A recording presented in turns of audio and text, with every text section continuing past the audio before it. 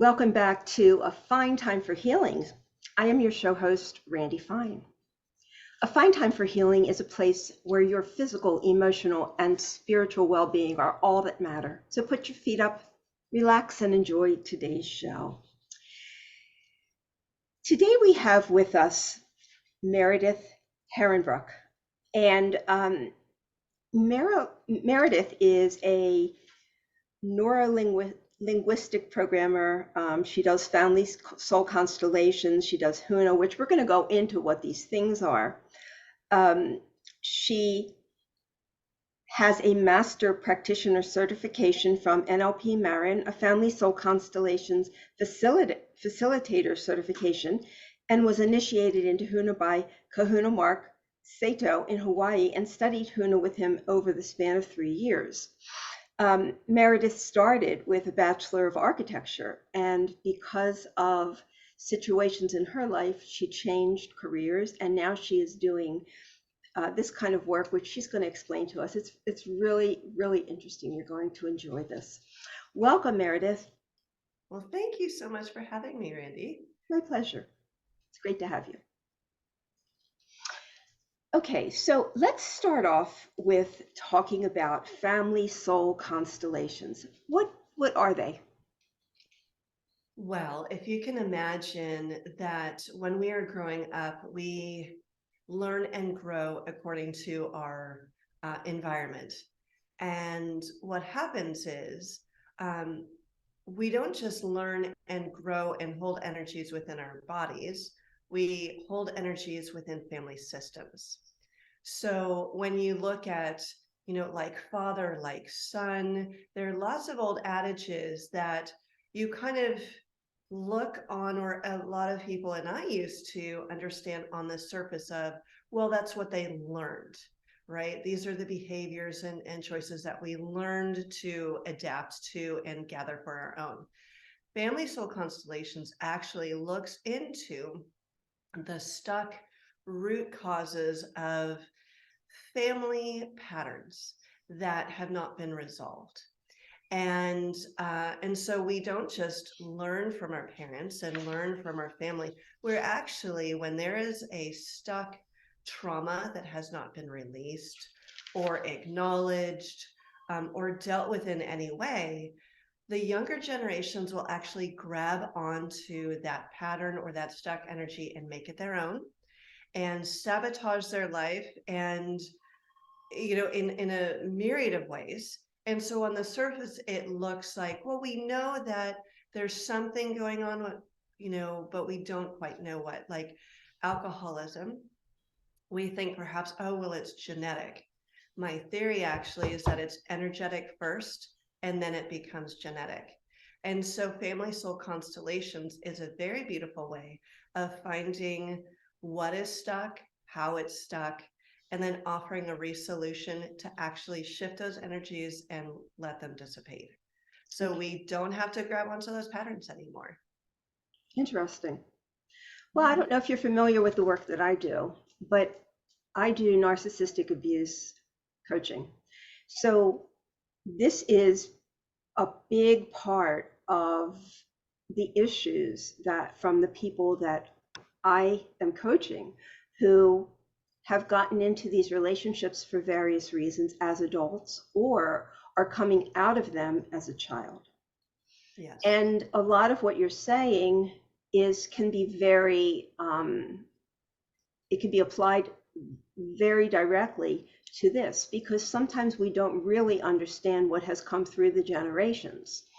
Does this energy get stuck in anything like DNA or our genes or anything like that, or it's just an energetic transfer? I think it actually does turn into DNA. That is what my theory is, because when you look at, like, I've just noticed so many patterns, the most obvious one being alcoholism. It is a very easy crutch, a coping tool mechanism that is socially acceptable and can be abused and used too much. And I have seen that I don't know, in various articles and so forth, that they're looking for the gene. And I kind of smile because I go, well, that's not where it started. Everyone is energy first. Everyone is a soul first. The body is just receiving information. It has its toolbox, yes, genetically, but it came from somewhere else first. And so what I do notice though is people who have chronic conditions, say even neck ache. There was an example of a constellation done years ago where the mother had chronic neck pain and she'd been to all these doctors and could never figure it out. Structurally, she was fine. And her daughter did a constellation, and a few days later, her mom called and said, "It's the strangest thing. My neck doesn't hurt anymore." And what presented in the constellation was that the mother's father was standing on her neck to put her down, to keep her in her place, and so forth. And when everything got resolved in the constellation, the woman's neck, quite literally, did not hurt anymore. So you look at the symbolism and the energies being presented and that are happening all the time.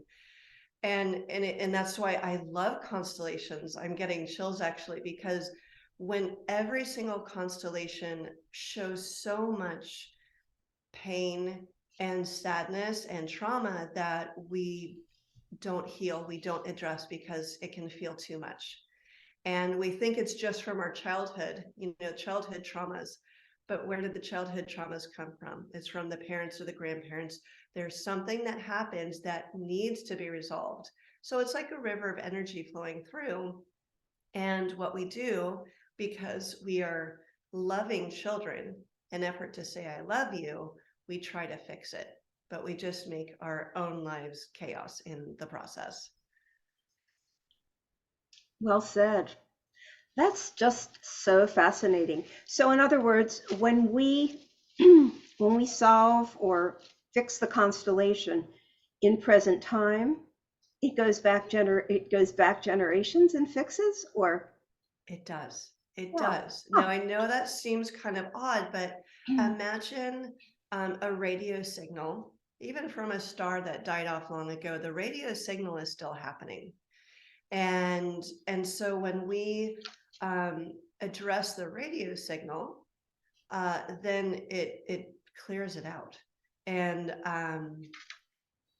it's really profound, because the other thing too that's interesting is sometimes when there is, you'll start off with a few cards. So what happens in a constellation is I'll talk with a client and I'll write some roles on different cards, like mother, father, the client's name, and maybe often I just do the root cause of whatever the issue is that my client is currently experiencing, such as not able to find a good relationship, they keep themselves isolated, or maybe a family squabble that they just go, I have no idea. Our parents have been nice and wonderful, but my sister has been stealing ever since she was 7 for no apparent reason. So I put these roles on cards, and I know it sounds probably kind of odd, but what happens is then I end up folding them up and tossing them about. And then it's all intuition based, and anyone can do this. So you kind of turn your higher brain functioning off, and you are kind of guided to where the card needs to go. And it's somehow always correct. And so when you step on the cards, you are downloading information. And when you start to download the information, you understand, oh, I like this person, or I like that card, or I want to avoid, or I'm looking at the ground. And what's happened over time is we've noticed that there are these prevailing patterns and of stuckness, if you will. And when you uncover all of that, then you can go, well, if the parents are at odds and at the opposite ends of the room, that's probably not a very powerful relationship. There's something going on. And ideally, we want parents to stand together and offer their love more freely to their children and their grandchildren. And this is where actually most people get stuck and find frustration and loss in their life, is because the love has stopped, like a spigot. It is dribbled out in a tiny little amount, and the children are wanting that love. They're wanting that approval and connection. And when parents are overwhelmed or in trauma themselves, or grandparents, and everyone is just coping, the love hasn't flowed freely, and it's that much more difficult to be a full functioning, balanced, love radiating human. And this is a way to address that. And so when you step on the cards, you end up finding a lot of history, like world history. You learn more about even diseases and how things present and why they present. And so it's very, very interesting and extremely powerful work. How did you discover this? Because this is not something I've ever heard of. I discovered it actually through NLP Marin, which is in Northern California. And one of the classes they offer is family constellation work. And it was discovered actually by Bert Hellinger over in Germany. He is a psychoanalyst. And he was role playing with his client one day. And he kind of he played the role of the father with his client. And after a little while, she says, "How did you know my father would say that?" And he says, "Well, what do you mean?" And she says, "No, that's exactly the phrase he would say, in just that way." And he goes, "I have no idea what you're talking about." But he discovered that there's information floating freely throughout the universe, and he was able to tap into it because he just put on the role, if you will. And so he discovered and just kept doing constellations and learned that patterns were emerging. And it's very, very powerful. It's fascinating. I often say it's way more interesting than television. You can't make this stuff up. It sounds really cool. Why is it called Constellations? I think they call it constellations because of the connections between family members and how we all play our role in the family dynamic. So say, for example, even you have a black sheep in the family. Sometimes people say, oh, they are, I don't know, they were dropped on their head, or they're difficult, or they're a Scorpio, or a whatever. And and it helps us to put labels on people to, I don't know, make it easier and to try and understand. But what's interesting is everyone chooses their role and how they behave in that role. For example, maybe some child is like the golden child.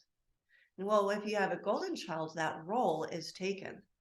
So we have to figure out, well, how do I shine? What can I do to get love?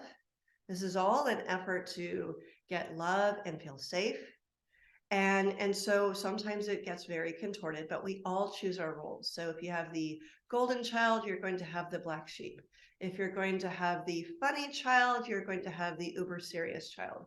If you're going to have the sports child, you're going to have, maybe the chemistry nerd, right? We all try and fit in effort to be individual and shine and get that love, right? We're all wanting that love and attention. It's just, that's how our genetics are, so we can all survive as humans. Mm-hmm.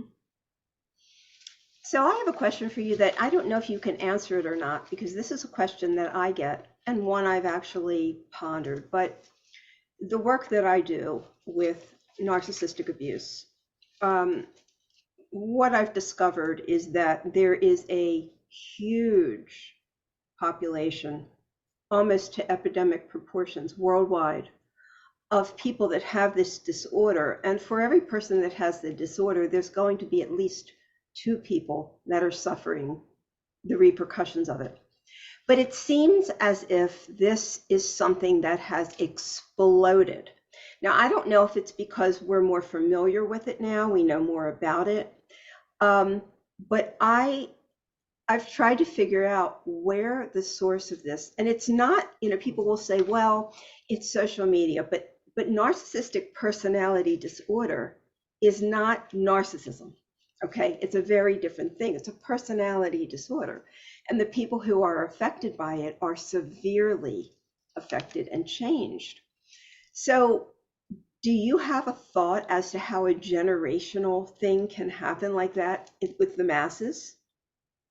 I definitely do. And I've been thinking about this all week. So it's divine, honestly, Okay. that you're asking this question. Um, so here's what I've noticed, and I agree with you. I think it is an epidemic. I am dealing with, I don't know, one client currently with major narcissism, maybe more borderline personality disorder. They're very similar as far as I can understand. I don't quite know the difference, but the whole flavor is I can never be wrong. I am never wrong. And I'm going to fight till my dying breath or my last breath that I am right. Because if I am wrong, I will be somehow destroyed. Okay. Now, narcissists have. So, are you aware of what's called the organismic rights or the Reichian rights? They were kind of discovered or developed late 1800s, where there are 6 developmental stages of a child, and the first one is the based on the right to exist. Then there is the right to need. There is the right to make your own choices. There is the right to, the right to individuate, right? Be your own self, be autonomous, and then have your own choices. And then there's the right to love and be loved. Okay. And this is actually what I think the 5 love languages is based on. Okay. Those are compensation tools to work it out. When we didn't get quite enough of one of these developmental stages, we are going to focus on, like, say, the right to need. Sorry, yes. The second one is the right to need. Okay. Well, if that is not installed properly or absorbed properly, well, if I don't have the right to need, well, then I'm not going to need, but I'm going to give gifts to everybody. I'm going to give to you. So you do the inverse. So then you can get that attention, because people, when you give a gift, you get acknowledgement of thank you. Okay. So that's how you do it. So to the narcissism, that is narcissistic reaction, I will say, is installed between 0 and 3 months for the right to exist. So if you don't feel the right to exist, perhaps your mom or your dad says, I never wanted you, all sorts of things that we can hear, even though they say, oh, babies cannot understand. They absolutely can. They feel the energies. They know what's going on. Mm-hmm. And also babies will absorb. They haven't individuated yet. So their mom's thoughts are their thoughts. They don't know the difference. So I think because of the epidemic, I look back on, okay, what happened a few generations back? Well, gosh, the 20th century had Great Depression, few world wars, lots of emigration. There was so much change and literally catastrophic shifts where millions of people died for millions of reasons. You had famines and so forth and so on. You have countries warring with each other. And that is so much for a person to handle, right? If you have the loss of the family fortune and you have 14 kids, that's going to be really, really, really hard. Right. And so when you have this, I don't have the right to exist, because maybe you perceive, well, if I exist, I'm going to create problems for my family. Right? So it's developed when you're very, very little. And then you just look back on what were happening with the parents. And that gets back to family constellations as well, not just NLP, where you deal with the mental and emotional aspects of someone, more of like the traditional therapy aspect of conscious conversation and root causes of our childhood. But so you have that concurrently occurring with the family trauma. And I think there is something there because you have hoarding, it's, you have all these compensation tools, hoarding, where you lost the family fortune and now you feel you have to have everything and buy everything so you don't go through that again. I'm going to have alcohol or drugs now because I don't know how to cope. And so I'm just going to avoid, right? I'm going to bliss out. When I can never be wrong, it's, well, where do I feel I was wrong? Who told me I was wrong? Or that I don't have the right to exist. And again, someone might be telling you something, but your interpretation box, your little interpreter goes, oh, and kids do this all the time. They go, well, we may go to the park today. Oh, you say we're going to the park. No, I said we may be going to the park this afternoon. I'm not quite sure, right? Kids will gravitate towards one part of the sentence and make a blanket statement. They are very black and white. There's no gray area. It's very, very simple, zeros and ones sort of thing. And so I think there's a lot of misinterpretation. And also we're trying to fit in, we're trying to survive. We're trying to go, what is the puzzle piece that I am to make my life survivable and okay when I'm little? So I think that's where it really stems from. Is it's not social media. It doesn't help.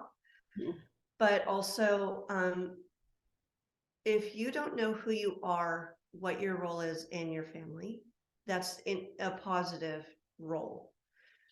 And you don't know where you are in school because teachers are overwhelmed. And the whole structure, I think, is an absolute mess for public schools in general. And you don't know where you are in religion or spiritually, like where you are in the universe. When you don't have a place to land and you're not celebrated for it, well, what are you going to do? You're going to be in conflict with that whole thing. And so to compensate and how do I say, solve the problem, when it's so overwhelming, you're like, well, somehow I exist, but I'm just going to make everybody else wrong, and I have to survive somehow. So I'm just going to do the blanket statement. Everyone else is wrong and I am right because I can't figure it out. Mm-hmm. That's so fascinating, Meredith. I had one of the things that I've always attributed it to was World War II, that the men coming home, because we didn't know what PTSD was. They called it shell shock, but they didn't really create a diagnosable illness around it. But if you have a head of a household that's got PTSD, there is no way that family is going to function well. So I agree with you that, that this goes way back. But, these, Dr. Wilhelm, I'm looking in your book, Reich. So they're called the organismic. Organismic rights. Okay. And you named all five, which the right to exist, the right to need, the right to be assertive, the right to be independent, and the right to love and be loved. A child born to a narcissistic parent has none of those rights. None. Right. Because also the second one can only develop as good as the first one. It's stacking blocks on top of another. So if the first one is building a house, if the foundation of I don't have the right to exist, well, if you don't exist, you don't have the right to need. Like all the other stuff is blown out of the water. Right. And to your point of the PTSD, I think there are a few things that are happening with the PTSD. One is the mental, emotional dealing with that whole thing. I mean, it's just huge. The There are two other aspects that are very important when a person comes back from war or from the military. There's a very huge aspect that is very important to address that a lot of people don't, is the welcoming home. When we fight and we, like in the Vietnam War, we're against the war, and someone who is so bravely had to go over, yes, that was their choice. And then of course you are in the military, you can't just leave. And you go, I have fought. And I know of someone who, he doesn't drink because of it. He became nasty after Vietnam, and he had to fly helicopters and pick up the dead, basically. Wow. And hose out the helicopter.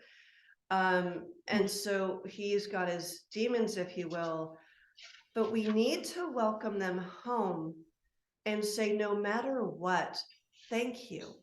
We love you. We honor what you have done. We may not agree with the whole ball of wax, but thank you. Because honestly, also the other aspect that's important and in conjunction with this is when you are overseas or when you are in war, there is what's called soul loss. That's part of what PTSD is when people even have lost a spouse or some family member, they go, I feel I've lost a part of myself. Mm-hmm. It's not just their brain that can fracture, which can be as we call the multiple personality disorder, maybe schizophrenia, which I think is kind of something else. I think they're just actually very sensitive people. Some of them that are just picking up on what we don't see. Right. But there's this soul loss and soul fragmentation that happens, and how can we be a whole person when our whole soul is not there? And so it's important to welcome them home, and all parts of them. And therapy needs to happen to bring the whole soul back. And people have soul fragments all the time. And it, if someone feels shattery, or they feel maybe carved out, and they feel, there's something missing here. Mm-hmm.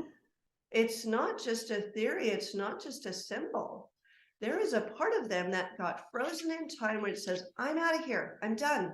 I can't handle it. And so we need to do therapy with that soul fragment to bring back in. So when the father comes home now, or the mother comes home, and they are not all there and not all fully welcomed and blessed, if you will, and appreciated, and they don't have people who have been through it, they have less to talk about. They go, well, I love you, I respect you, but you don't understand what it was like over there. And so I don't know how to communicate. I don't know how to bridge that. And thus we cope, and so forth and so on. And then the younger generations, the children, well, they have to find that role. Well, dad's not there. Well, then I'm going to become the father. I'm going to become the father figure. And then if I'm now a father, and in a way, like symbolically married now to my mother, Oedipus complex, it's honestly, all the roles get kind of messed up in effort to make the family function as best they can. I agree with you. But then when we're older, we go, well, why can't I find a relationship? Well, I'm already married. And I talked about this on another podcast, and they were blown away. They're like, wait a minute. Oh my gosh, this makes so much sense. When we fill a role in the family and the mother doesn't say, thank you so much. Now at age 18 or whatever, you are a man, I've got this, right? And stand down. You can just be a kid now. You can maybe just go to high school or just go to college. Yes, help. But you are not my husband. You are not the father. I've got this.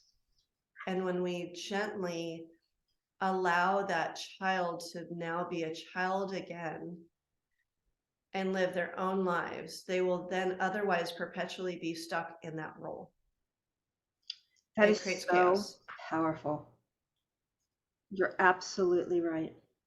You're absolutely right. And you talk about, I was just looking through here where I tabbed it in your book, Becoming Ridiculous. Thank you. You've tagged lots of good places. I did. I tagged a lot. Thank you. But you talk something about, and I'm going to use the word triggers, but you explain sort of where that comes from. And I was just looking for that, this indirect. Do you know what I'm talking about? Let me see if I can find it. Let me see if I can talk about it. All right, I'm gonna look. You don't use the word trigger, so that's why. Let's see if I can find it.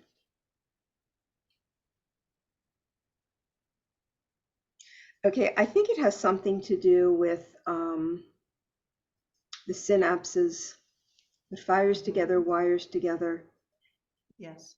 Old synapses get unlinked and new ones connect up with those choices. All right, so I'm talking kind of in circles and I don't want to waste time with that. But anyway, if we heal from our past, completely heal, can we stop this from happening? Because I know in my family, I'm where it stopped. It went back generations and generations and generations. And I made a conscious choice that I would not pass this on.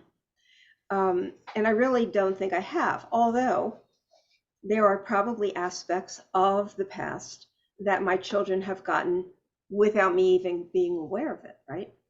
Yep, you can't control it all. Again, those family patterns, you might say, I'm clear with it, I'm good, but then a younger child might say, well, that's wonderful, but there's still something there. And so we may consciously make those choices to say, not yell at our child or do the action. And I think we get stuck on this as a society, but I'm not doing the behavior anymore. I think that's why the prison system doesn't work very well, because it's like, well, I'm not going to do the behavior anymore. It's no, what is behind the behavior that is causing this whole thing? So when we as a current generation say, well, I have stopped the alcoholism, I have stopped the behavior, the action. Yes, that is helpful for you. Yes, that is helpful as a modeling tool. Okay. Energetically, however, I don't know if it moves the needle enough such that the younger generation says, oh, okay, great, we're all solved, wipe our hands, okay, we're good. Because the thing that's crazy and amazing in constellations is that the family might not ever consciously know that a bit of history existed. For example, very often women did not say, I had a miscarriage, or I had an abortion even 100 years ago, or gosh, there was one constellation where it was really, a lot of them, I mean, every constellation, the beginning part has a lot of trauma that it's uncovering. But there was one where it was in Nazi Germany and the family was hiding in the woods and the baby kept crying and they did not want to be found out. And they, of course, they loved their baby and so forth. And they tried to keep the baby quiet. And there were probably, 10 family members there, and the baby ended up being smothered because they tried to keep it quiet. They never intended for that action to occur, ever. Horrible. But no one knew that until the constellation occurred. Wow. Because all they knew was that there was some worry and nervousness about connecting and becoming deep in a relationship, and there was all this, and all they knew was that there was a child that had died. They were in Nazi Germany. They were, running away and hiding. And when it burst open, we go, oh my goodness, to acknowledge the pain and the sadness and the gravity of the situation. just shining the light even was everything. And we could say, I'm sorry. This is where Ho'oponopono comes in from the Hawaiian traditions of I'm sorry, please forgive me, I love you, and I thank you. And there are some various prayers, but it's all to clear the decks, to acknowledge, to love, to own our part in it. And from a divine stance, not just our little bodies, but in our souls, but the divine stance of we are here fully for this, and we are not resisting anything, and we are present with that. And when we are fully present, not over here and not thinking this and not resisting, when we are fully present, and I keep learning more and more about what being fully present is. When you can do that, then, and you forgive it, and you forgive yourself, and you acknowledge it, and everyone can see it, then it clears from the pain record, if you will. Like there's no more pain anymore because it's been seen and acknowledged. So younger generations, that's the long answer of yes, the younger generations, no matter how great you have done it physically, they're the energetic components that really need to be addressed as well. Great answer. And you just sort of opened a door of understanding for me with my family, my generation, because my grandmother, my mother's mother, lost a little boy at a very young age. She buried him. I don't know if it was at birth. I don't really know. Never spoke of him again. When she died, they tried to find what his name was, where his grave was, could never find it. But every child in that family, my mother and her 3 brothers, were all strange. Something was not right there. And you know, I've tried to look back at this, and I've tried to analyze the family to see where this dysfunction came from. And I've never been able to figure it out, but I think you just nailed it. Yeah. Something, she was holding that pain. She never spoke of it. Yes. And that pain disallows the younger sibling of ever knowing their sibling.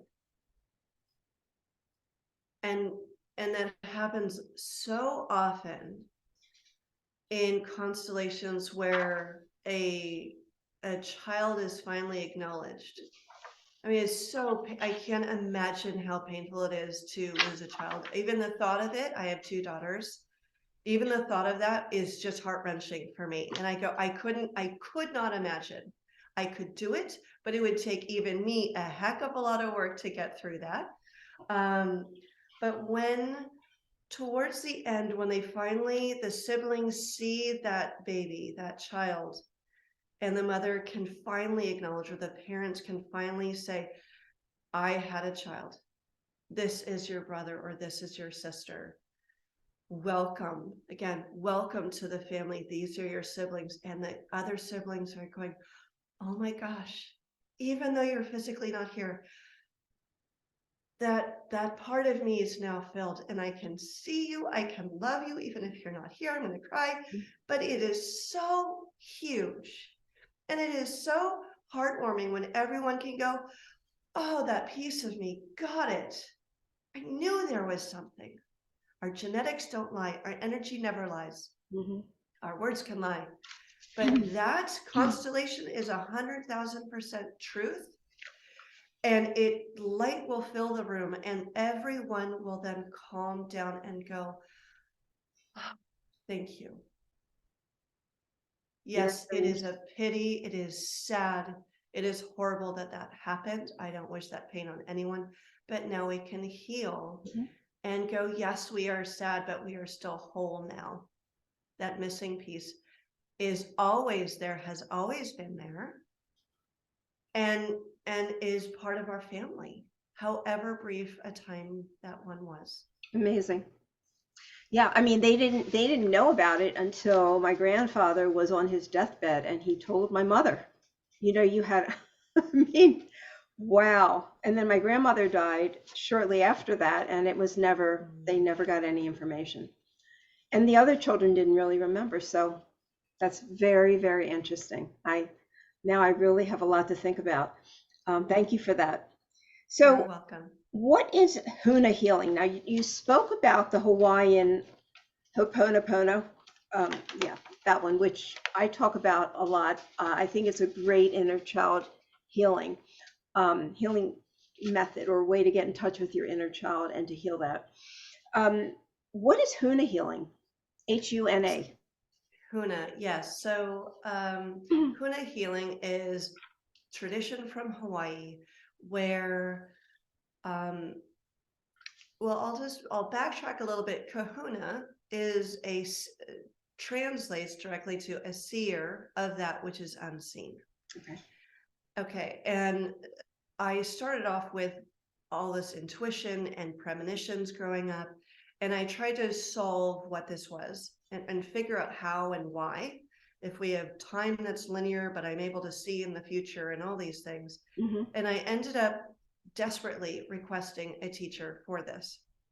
And lo and behold, years later, there he was, and I saw it filled with light, honestly, and I go, got it, boom, you're going to be my teacher sometime. I don't know quite when, and I felt in, not quite yet, but in a few years. And then I did. And he, Mark Saito, his Hawaiian name is Manu. He is a descendant from the King Kamehameha, from his 26th wife. And he is the eldest son. And I learned from him about intuition, about seeing through whatever faculties you're more prone to, of either touch or telepathy and all these sorts of things. Do you see things? Do you hear them? Do you feel them? How are you receiving information? And to allow that to grow and to be okay. And how we relate to healing ourselves and others is through Ho'oponopono, which means to make it right, to make it right. So the Ponopono is to make it right, right. And what it's designed to do, as I say, is to heal 7 generations above and 7 generations below. And again, it is getting into that present moment, connecting to the divine above, around, and within, and to connect in with being fully present, acknowledging again our part in it. And this is where family constellations and NLP and Huna all connect in, to me, is that we have to acknowledge our part in the experience that we are in, whether it's awesome or horrible as a perspective. And so when they're healing someone over in Hawaii, they go, say someone broke their leg, and they don't say, oh, what happened to you? We say that all the time. Oh, it was a car accident. What happened? Or what happened to you, as if you are just a byproduct and a receiver. And they understand and they teach that you are part of your situation. What are you bringing to the table? Why are you somehow in that place, in that right time, to trip over that log or that whatever it is, and to, or fall out of that tree and break your leg? So he goes, so why did you break your leg? Right? Why do we get sick? Where is the imbalance? Where is the lack of attention? Right? Where is the lack of awareness? Oh, I was looking at my friends, running down the beach, or whatever it is. Or I was thinking this. Oh, okay. So you were thinking that. What stresses do you have? What do you need to work on? Or are you breaking your leg so you can take a break because you're overwhelmed in life, right? So we see the action. What is behind the action? What are the thoughts and the feelings and the energies that are presenting such that this is the result? What are the conditions that are creating that result? And what's helpful is now we can be a little bit more objective and now know that we have choice. and we are co-creating our experience. And if we don't like what we see, we don't like what we're experiencing, well, then let's look at it and go, what is my part in it, such that we are creating it. We're always creating our own experiences through lack of awareness, lack of understanding, a lesson that needs to be learned. Maybe we need to level up in order to be somewhere where we want to be, etc. So that's what kahuna do. And there are all sorts of kahuna there. You know, there was a kahuna for war. There was a kahuna for that studied the herbal arts. You know, there's the kahuna for the emotional, the soul. And that's where I focused on is, how is the soul doing? What has it been doing in different incarnations such that we're having issues now? What is attached to us, other entities or thought forms that are attached to us that's creating our experience? I clear properties, I clear people of, you know, even ancestors who are attached to them, who are wanting to say hi and help them out, but they're bringing their own baggage, their emotional stuff that we are picking up on. So if we have an ancestor who is perhaps, or a non-ancestor who maybe was smoking, and they're attached to you now, well, then maybe you will more likely be drawn to smoke as well. So you came into this world as an intuitive, or Yes. we're all intuitive?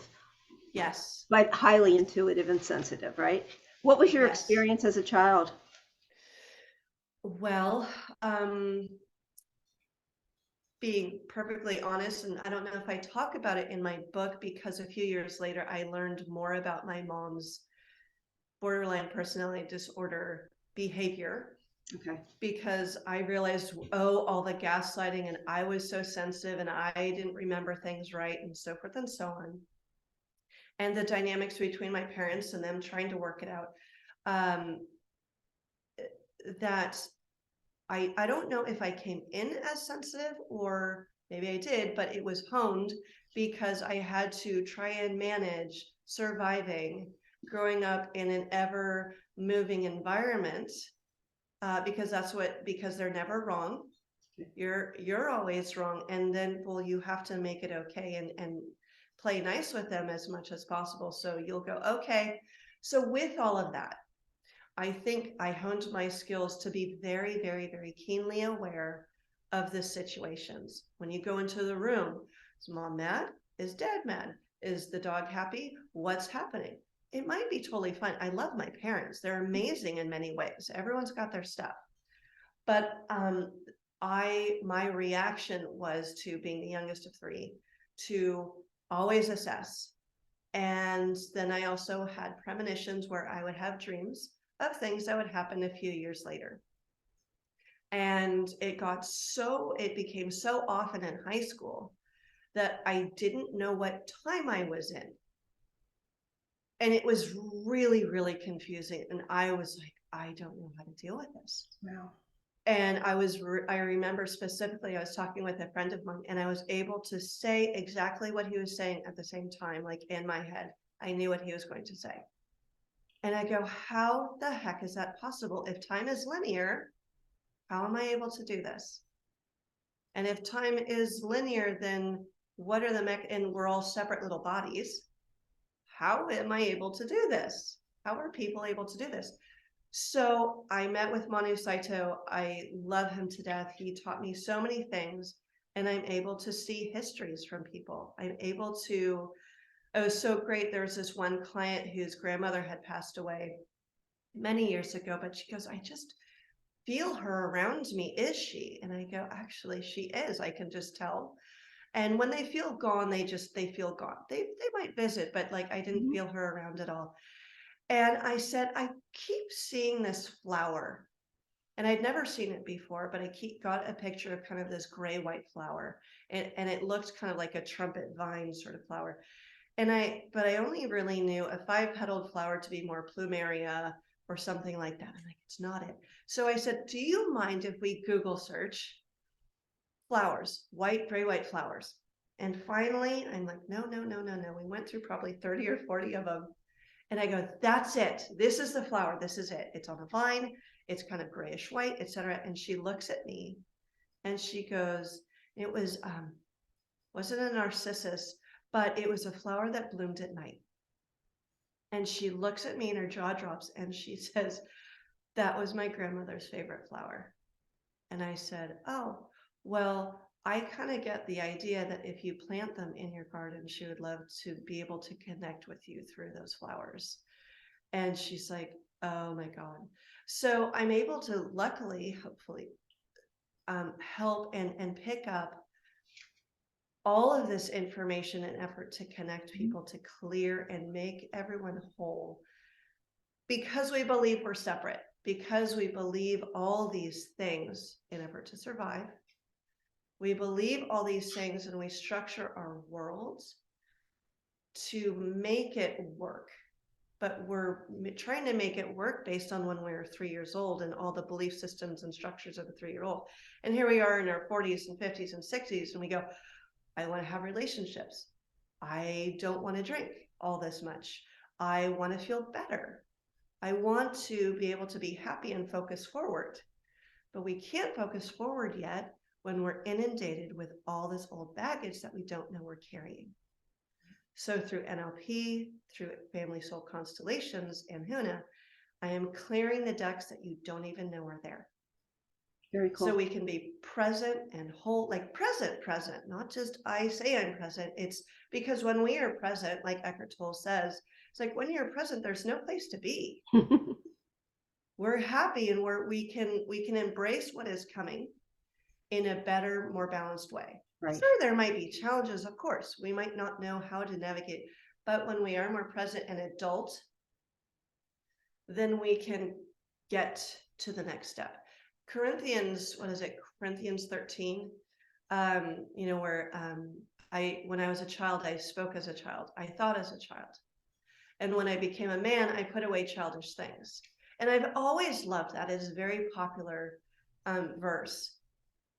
But when knowing as I know now, I really look at that more of putting away childish things is putting away the old belief systems and coming into being an adult of being present and really knowing who you are as a person, as a soul, navigating your journey in a better way. Very, very interesting. You were talking about your sensitivity developing in childhood, and every single adult child of narcissistic abuse that I have worked with is energetically sensitive, including myself. Because of the unpredictability of your environment, you have to be for survival, and that's what you explained. Yeah, you become little ninjas.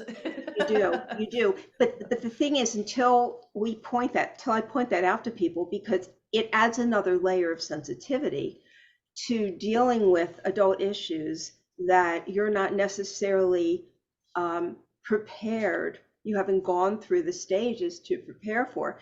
So it's one more level of sensitivity that makes overcoming this even harder. But your gift, so shall we say, is these premonitions and things like that. That's a step above. So most people that I work with in this situation are energetically sensitive, and they have a very hard time being around other people because of the energies, the sponge that they have become. So, but the premonitions, that's just a different level. Okay, so the other thing that you do, and you've mentioned this a few times, is NLP, Neuro Linguistic Programming. What exactly is that? Neurolinguistic programming is a therapy times 10, times 1,000, because it gets to the root cause of why you believe, what you believe, and how you believe it, and getting to drill down to when you made that first choice, what is the imprint of how you are now. So say, for example, and I've been in talk therapy for a year or two, year and a half. And it felt really good initially. I was acknowledged. We were kind of working through some belief systems and kind of the structures of things. But then I realized I was spinning my wheels, and I go, I'm talking about current situations, but I'm not, I don't know. It's just like, when you're in the mud and you're spinning and you go, I'm not grabbing anymore. And so I asked the universe, I was like, okay, when your soul asks, there's that ask of, I want ice cream. And then there's the, I need help with this. Well, then the universe will always deliver, but you have to keep your eyes open for it. But honestly, they were very obvious about it. And a friend of mine and I were talking, and one day about, my boyfriend or this guy I really liked, and I was so heartbroken and all these things. And he asked me these questions. For example, and this is how NLP starts, is, well, what would you like? What do you mean, what would I like? He's like, I don't know, if you could wave the magic wand, what would you like?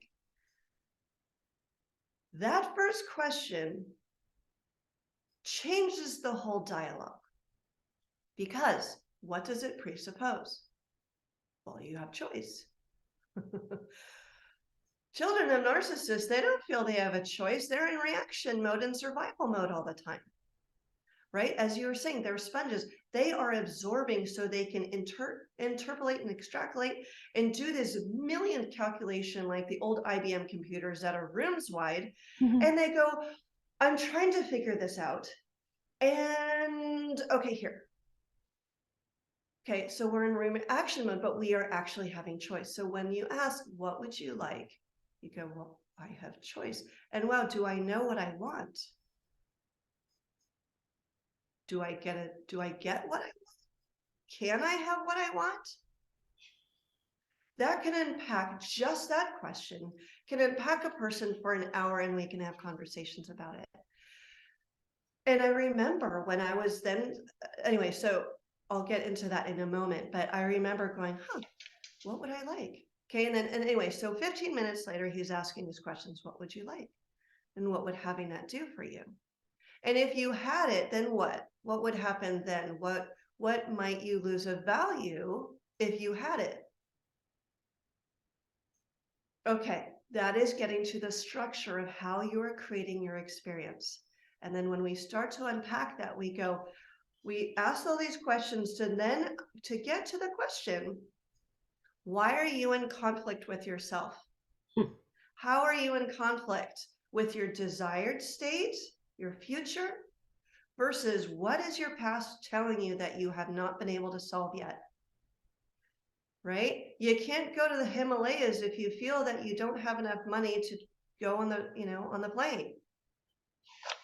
Right? So we have all these goals and we go, but why am I not able to achieve it? So NLP unpacks the, where would you like to be? How would you like to exist? What is that future you thinking and feeling and doing? And then, well, gosh, why aren't you able to create that for yourself? Where did it come from? And then they'll look all around. And this is what NLP does, is we call what eye access is. Our eyes absorb 90% of the information that we are receiving. And so when they're looking here, for example, they're listening to something in the past. When they're looking over here, they're listening on the horizon of something they've placed in the future. Might not be something in the future, but they placed it there. Okay. They're looking up, they're looking at pictures. If they're looking down, they're having feelings. If they're looking down to the left, they are having an internal dialogue. And then so when you go, well, what would you like? And they're looking all around, and you go, what stops you? And they look somewhere, you go, let's look there. Because they have connected, this is where the synapses are, you connected a visual or an auditory or a something to an emotion, to a belief system, to all this stuff. And when we unpack it and then look at it and poke at it, we go, okay, well, now that we're older, do we need to believe all these things? Is it okay that maybe your father was wrong? Right. You think your father's human? Yeah, have you screwed up before? Totally screwed up before, right? So we're making new associations to those old things. And that's what NLP does, is it reassociates such that those old tracks don't need to happen anymore. Gotcha. So we're not having to manage the past anymore. We're just simply now going, I get it. I'm good. I've made new associations. I'm not scared of that big, that little micro spider that we've now had blanket statements said was all spiders are horrible. Right. And now I can go forward. I got it. And Yeah. And I'm smiling because one of the things that people will say to me, because I do this, I don't call it NLP, but I do this with my clients. And I'll say, who are you? What do you want to be? And they're like, they stop, they're frozen. When I tell someone that you can be who you want to be and have what you want to have, they go, really? I really can? And so you just spoke of that, and it's always amazed me. But you're right. Until a person realizes that they get to make choices, for some reason they believed for so many years that they didn't get to make choices. And that has got to hold you back from becoming happy and healthy and whole and who you are and what you want to be. So many people think that they have to be what they've have been told they're supposed to be. So it's just really, it's very interesting. Thank you. Yes. So we have to stop, Meredith. But you've written this wonderful book, Becoming Ridiculously Awesome.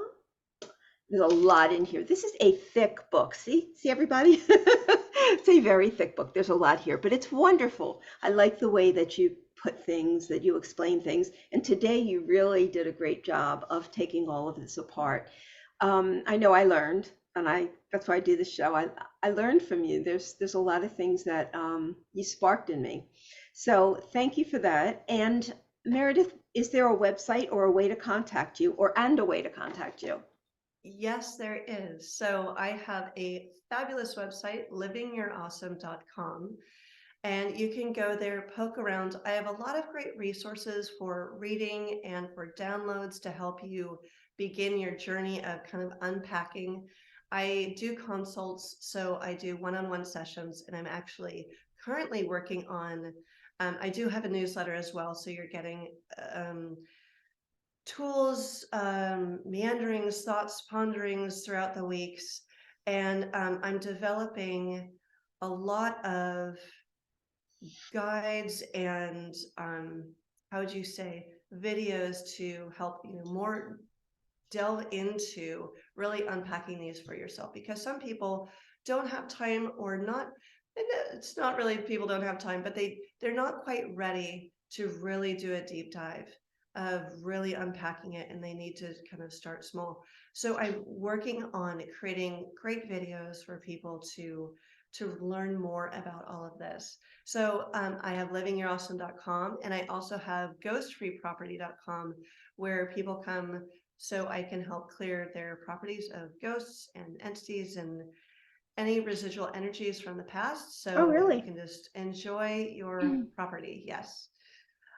It all kind of fits together in a really nice package. So I would look forward to everyone joining the newsletter and staying in touch.